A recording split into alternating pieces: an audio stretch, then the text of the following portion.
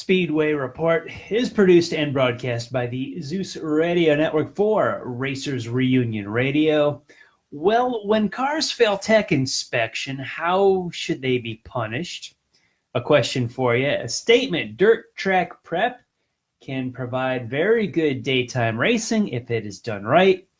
And as long as there are Red Bull and Ferrari teams, we will always have stock car racing on the World Championship Tour and gold if you happen to host a motorsports radio show. We've got all this and more. Welcome to Speedway Report, Monday, October the 8th, 2018. From the shores of Lake Norman in Race City, USA, Mooresville, North Carolina, I'm Patrick Reynolds, and thank you for joining us on the fastest half hour in racing. Columbus Day weekend, always a busy one in the world of motorsports, with a little bit of a Monday holiday for a few folks. So let's hit up the Speedway Report Victory Lane Lap and take a tour around the world of auto racing. Let's start up a little bit north from where we are in Charlotte. In Dover, Delaware, yesterday afternoon, the Monster Energy NASCAR Cup Tour ran 400 miles on the Monster Mile, absolutely a car eater. And at the end of the day, Chase Elliott snatched victory from the jaws of defeat, as so many other guys looked to be on their way of victory lane throughout the day, only to have trouble befall them. On Saturday, kind of the opposite, as the Xfinity cars ran 200 miles on at Dover, and it was kind of the Christopher Bell show. He slapped them around and went to victory lane. NASCAR's K&N Pro Series East ran their season finale on Saturday morning as a little bit of rain showers washed that out on Friday afternoon. Ruben Garcia Jr. took the checkered flags. I had a good chance to meet him and his dad last year when they were in Charlotte, North Carolina for the Touring Series Awards. I remember Ruben Garcia from when I was a kid, and it was such a thrill to talk to him and got to meet Garcia Jr. Pretty cool for me. Tyler Ankrum celebrated his championship. He clinched that one a few weeks ago. In Japan, in Formula One, Lewis Hamilton was your winner. I'm real excited as they cleared Japan. The next race for the Formula One World Championship, booyah, right here in the United States in 2 weeks at COTA in Austin, Texas.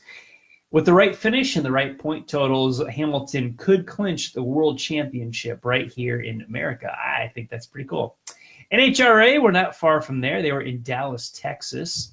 In Top Fuel, Steve Torrence takes his third straight win. I've just been rattling off Torrance's name for weeks now.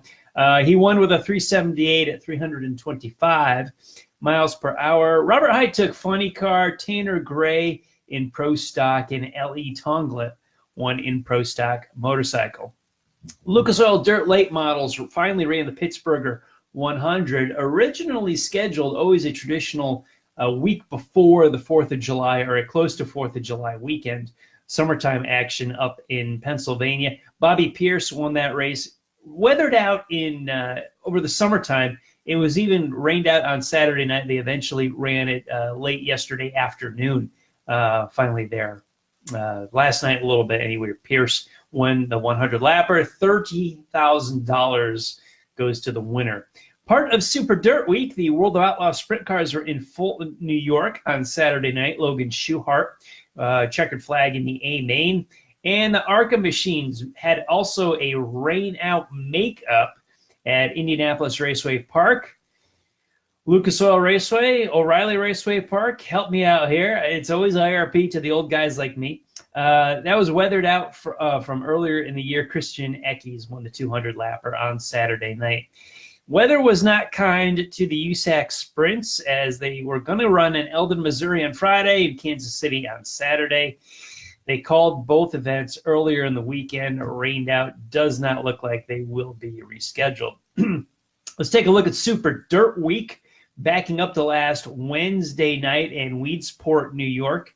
The Sportsman race there was run by Dave Marcaselli, and the small block 100 lapper taken by Eric Rudolph. Thursday during the day at Oswego, New York was rained out. Actually, I think Wednesday was rained out there too. They kind of fought the weather all week. Go figure, upstate New York in October. Brewerton, New York did race on Thursday night, where Larry White won the small block race. Yeah, the week got a whole lot better for him in a little bit. Friday night at Oswego, The big block triple 30s were taken by Peter Britton, Danny Johnson, and Gary Lindbergh. The small block 25s by Tim Fuller, Eric Rudolph, and Matt Williamson. Saturday's small block 150 was won by Peter Britton. We're going to talk a lot about the racing up there here in a little bit. At Fulton Speedway on Saturday night, big block modifieds raced a win and you're in race. Basically, the winner got to tag on to the back of the big block 200 on Sunday. Mike Maresca saw the checkered flag there. And Sunday's racing, they fought the weather again. It was delayed a little bit getting going. They did get everything in, just a little bit behind schedule. Pro Stock was taken by C.D. Beauchamp. The Sportsman 75 by Shane Pecor. And in the big block 200, $50,000, Mr. White. Yes, White Lightning, Larry White wins the big 200 lapper in the 50 Gs. Big race for the pavement super late models in La Crosse, Wisconsin. They ran the annual Oktoberfest, 4 days of action, all kinds of racing, so many divisions, jam-packed. Bucket list race for me. I got to take this in someday. But the main event, the super late model 200, was won by Andrew Morrissey. What's so unusual about that? He crossed the line fourth. How does that happen? Stay tuned. We're going to get to that in a little bit. That clears the victory lane lap. Let's talk about some of the stuff we just talked about, a little in-depth action. The racing at Oswego, aside for Friday night during Super Dirt Week, was largely a daytime style race. Now, we're all familiar with Oswego, 5/8 of a mile. Fairly flat, but sweeping turns, good for passing. And they bring in truckloads of clay once a year. And they hold Super Dirt Week at Oswego, at the Steel Palace. So it is a dirt track for 1 week out of the year. Otherwise, it's paved. And we, up in the Northeast, we have our beloved super modifieds there, the wingless supers. The pavement modifieds, which I grew up on, they're there several times a year, the Race of Champions circuit and whatnot. So we've got this dirt race track for 1 week out of the year. The clay comes in several weeks ahead of time, but they only race on it for a few days. And largely, when you run dirt racing in the daytime, kind of stinks.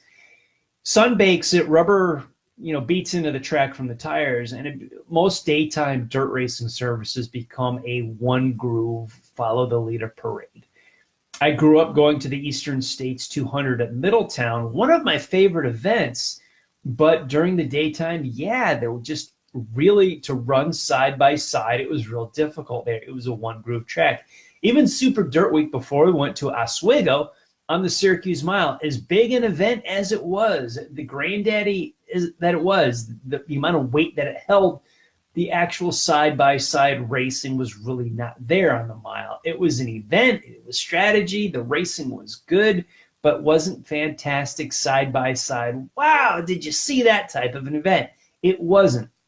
Whoever prepped the track at Oswego for the dirt racing that this past week gets a big hat tip from me. They provided a daytime dirt surface with multiple grooves. You could run the bottom, you could run the middle, you can run the top. Matter of fact, several of the fast guys and their fast groove that won were using the top lane on a dirt track that was flat during the day.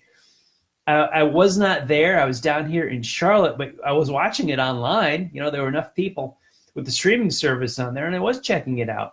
And in the small block 150, Peter Britton put this move on Stuart Friesen, and it was only about 7 laps to go in the 150 on Saturday, and which was kind of cool with the two nicknames. You had Batman fighting Mr. Freeze for the win in the small block race. But you just never saw this. This was always a track position style of racing for the week, all the time up in Syracuse, and even most dirt tracks that race during the day. Years ago, I remember the series of 200s that the big blocks used to have.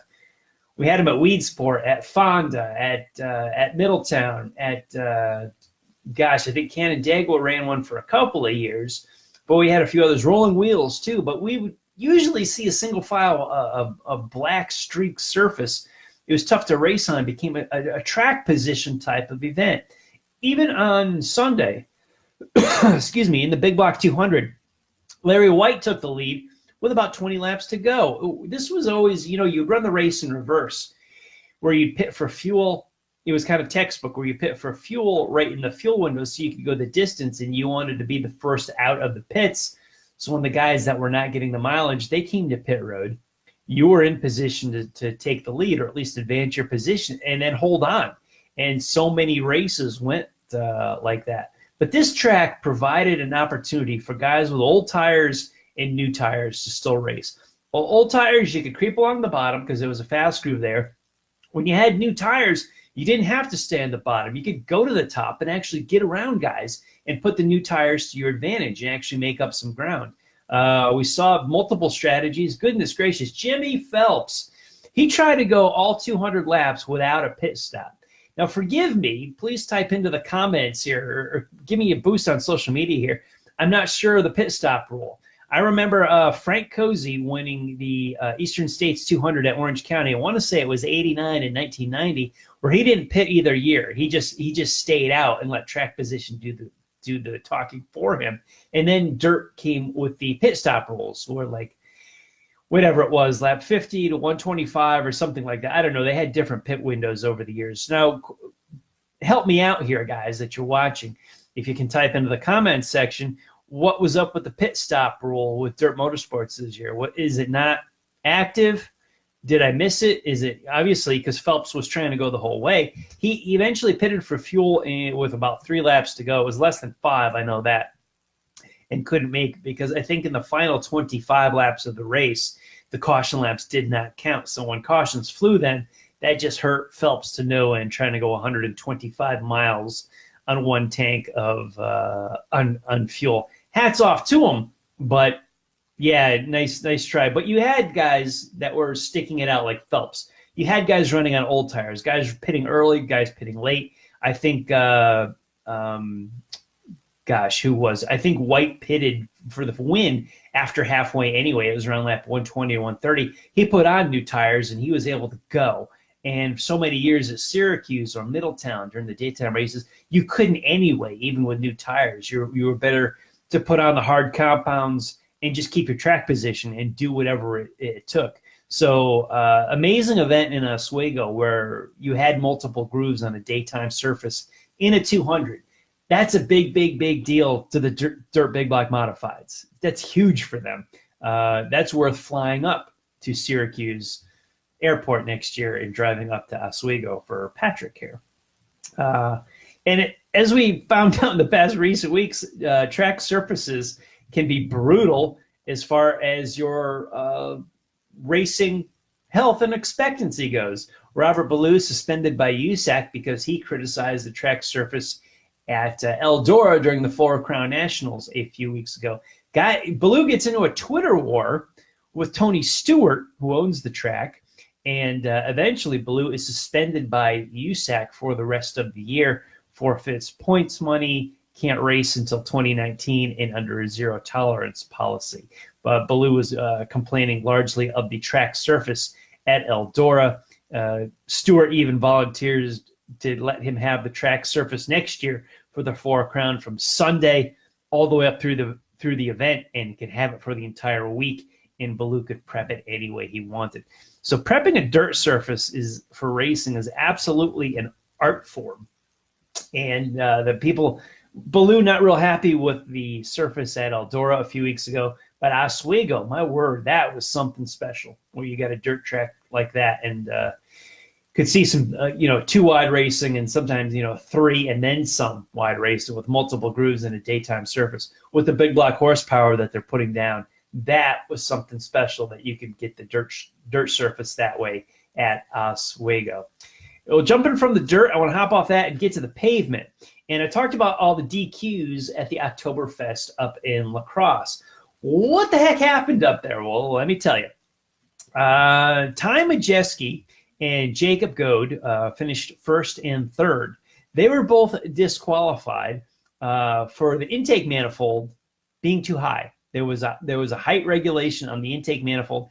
They got busted in post-race inspection. Johnny Sauter finished second and had a left side weight violation. So what do we have here? We got 1, 2, 3 getting tossed, and Andrew Morrissey was a 4th place finisher. He passed tech inspection and is awarded the win. To me, very, very proper tech and disqualifying procedure. I cannot stand guys that finish a race, fail tech, and are just penalized points, penalized dollars, but keep the trophy and the win. No, I think you should be disqualified, period. Just what it says. You failed tech, you didn't pass, you're out and you're done. Let's move people up. First guy that can pass tech, good. You get the win. Morrissey gets the win. Now we're on the pavement. We're running a super late model race, and we have the top 3 guys thrown out tech inspection. Quite clear black and white rules. These guys failed. Does that sound familiar to anybody? It should. You know where I'm going with this. This sounds a lot like the checkered flag waving after the Snowball Derby down in Pensacola, Florida. We all wait for the room of doom after the race because we go through tech inspection. Who is the head of Five Flags Speedway tech inspection for the Derby every year? You got it, Ricky Brooks. Who was running the tech for the super late models at Oktoberfest and La Crosse? You got it, Ricky Brooks. He was up there and he ran tech. There's so many people that whine and bitch and moan about Brooks, and all he does is enforce the rule book that's in place. Then the people cry about before race tech and post-race tech. Those are folks that don't understand. You've got an entire field you have to get through tech to race. After the race, you can only take a few, and you can tear them down as far as you want. It's impossible to take cars and engines apart during pre-race tech and check everything. You can't do it. There's not enough time. It's logistically impossible.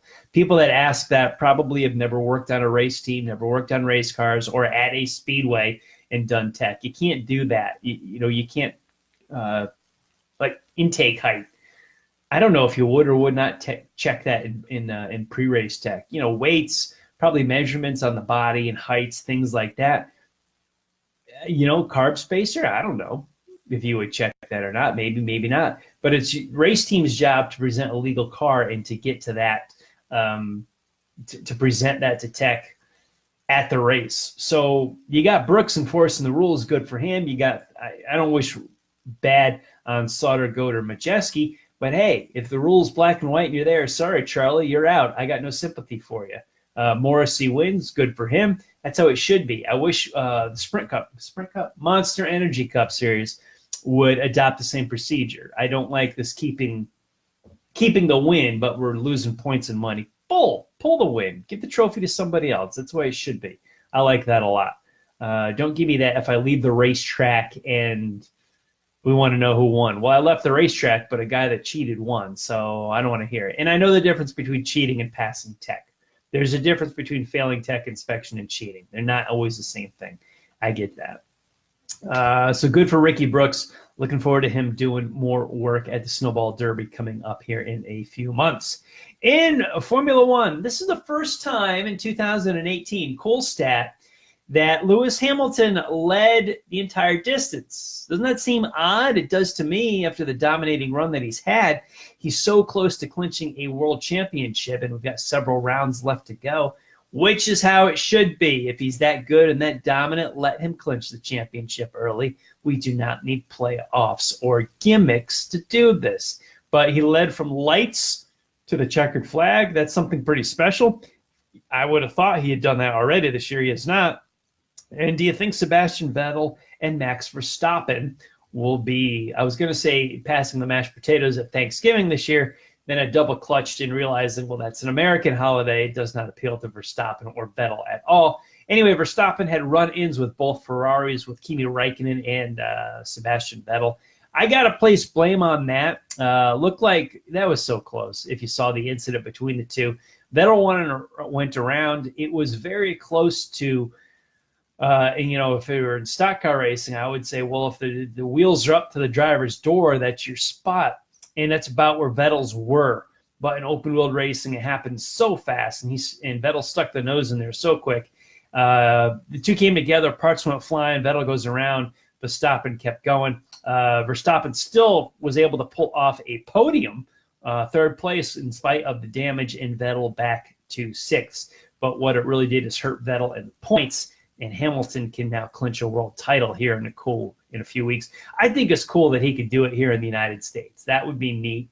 I'm not rooting for any one particular driver. I root for a cool story or cool scenarios. Winning a world title on American soil would be very, very cool. Those on the Bowman Gray Stadium Facebook page, you've seen the action that Paul McKeever was trying to stir up today. Go check it out and see if it is worthy of fun, or you want to chime in and think it's a distraction to real racing. Me, I got out the popcorn and enjoyed the entertainment. Stuff like that, sure, I watch it. Going into 2019, the NASCAR Cup Series will no longer allow drivers track bar adjustments. Good.